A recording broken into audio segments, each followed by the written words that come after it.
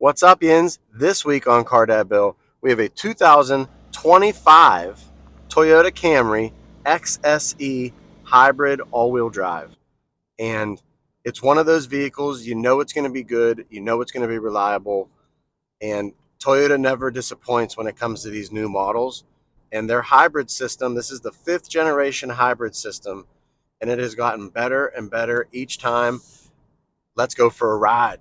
All right, guys, first impressions of the 25 Toyota Camry. And I have to say, my quick impression of the front end was a sour one. It was a thumbs down. It looks like a grown-up Prius in the front. And I don't know if I'm that big of a fan of that design. It might grow on me as we go and as it's around more and more. But initially I was like, it looks like a Prius. I don't know if I like that, but otherwise, I like the taillights. I love the wheel design on this model. It is fantastic. They look like Supra wheels. They look like they would belong on a sports car for sure. I love the stance of the car. The interior is really well made. The seats are very comfortable. So all those first impressions outside of that front end, that front fascia, everything else is pretty good. Good impressions and good build quality and fit and finish. So let's get to the full review. All right, sitting out front of the 25 Camry XSE all-wheel drive, and what do you like about that front end? I don't know what I like and don't like. I can tell you a couple things. This light here is sweet. I really like the turn signals. It has a Prius looking front end now. That's really the bottom line. But I love this like Lexus-esque honeycomb 3D sculpted front end. It looks really sharp. I will say that. It's different and I'm not used to it. So I think that's why it's kind of shocking in a way. But the other really cool thing is these wheels. Look at that wheel design. That's like a Supra-esque wheel design. And the paint color. I've gotten so many compliments on this paint color. I can't even tell you. It looks really nice. Ocean Mist, or Ocean Gem, I think it's what it's called. Really clean design. I really like the two-tone, how it blends together. And there's that line right there on the body line. Very nice. Around back, LED turn signals, LED brake lights, the spoiler on the back of the trunk. You have dual exhaust on one side, 2 pipes on one side, nothing on the other. The hybrid electric vehicle tag and the all-wheel drive. Very handsome, redesigned Camry for 25. Let's hop inside real quick. All right, so we're inside the 25 Camry, and a couple notable changes are some of the layout, the digital display, the steering wheel. This is the Toyota standard now, Toyota Lexus standard, the screen. Really like this design here. It's like 3D material right into the vents. Same thing on the doors. Nice stacked materials and different types of materials and different textures of materials. Up here we have the touch screen, which goes between all the different stuff. You can do everything up here, and the screen is relatively quick for what you need it for. It's pretty fast.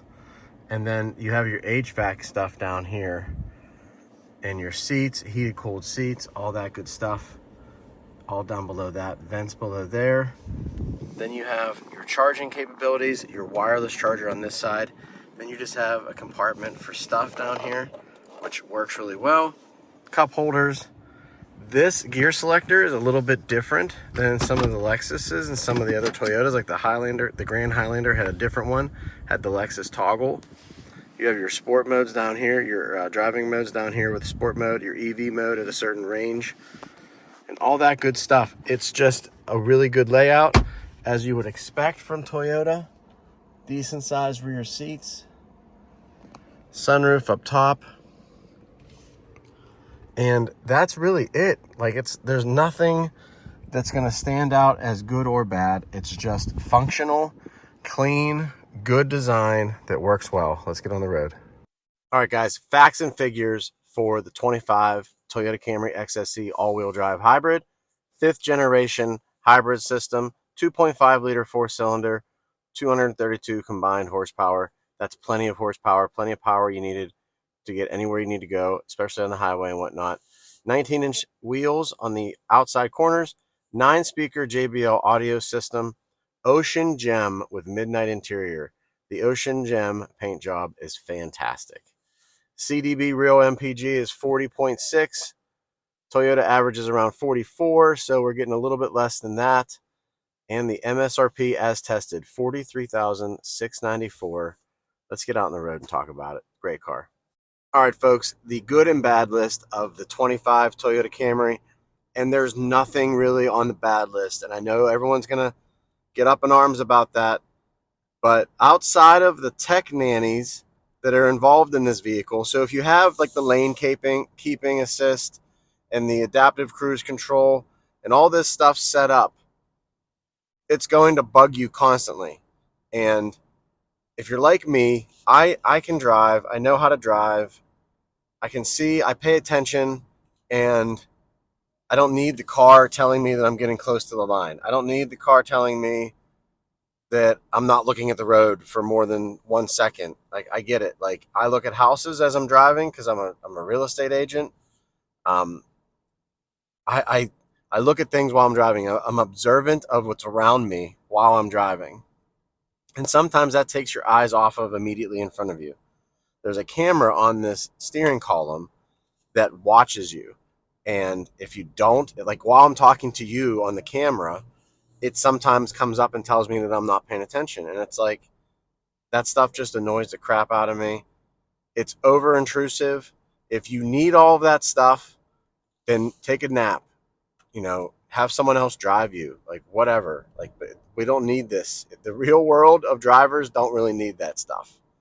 Now, the blind spot monitoring and cross traffic alerts and stuff like that is very helpful because sometimes you can't see a car that's traveling down the road behind a parked car that you're next to when you're trying to pull out into traffic, stuff like that.